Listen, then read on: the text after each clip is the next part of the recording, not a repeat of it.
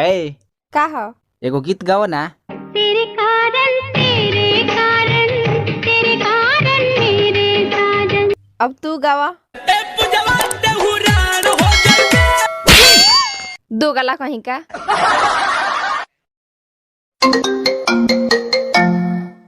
Hello, कैसन बानी जी?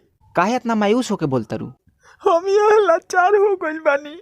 लाचार कैसे? रउआ चली गइली परदेस माजा मारे। सरवलिया के लेबर में खटा होता है, इनका माजा मारता नहीं।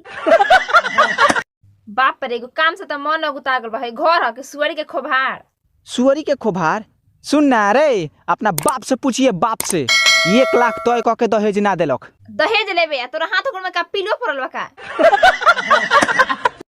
अरे यार ऐसा बात थोड़ी है, हम लोग भी तो साथ में हैं।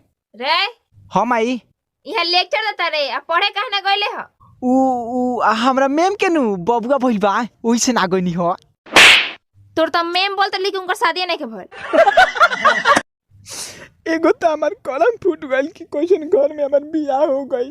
अरे का भन बनाता रिस रे? 3 दिन से घर में खर्च नहीं के कहियो पूछला तू। तोरा रोज रोज के कचवाइन से कहियो देख लिए हम जान दे देम। तो कौन कही कि तारा जिंदा रहला में हमरा सुख बा, मर जो। रे 1 से 100 तक गिनती सुनाओ तो। 1 2 3 चालू।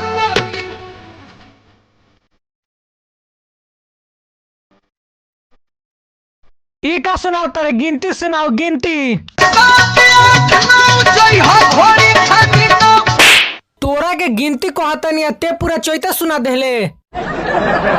प्रभु, आप तो बोलते हैं कि मेरा आशीर्वाद तुम्हारे साथ है, तो फिर मुझे इतना दुख क्यों होता है? मूर्ख बालक, सुबह सुबह मेरा पिक तुम्हारे व्हाट्सएप पर गया था और तुमने 11 लोगों को फॉरवर्ड नहीं किया, इसलिए।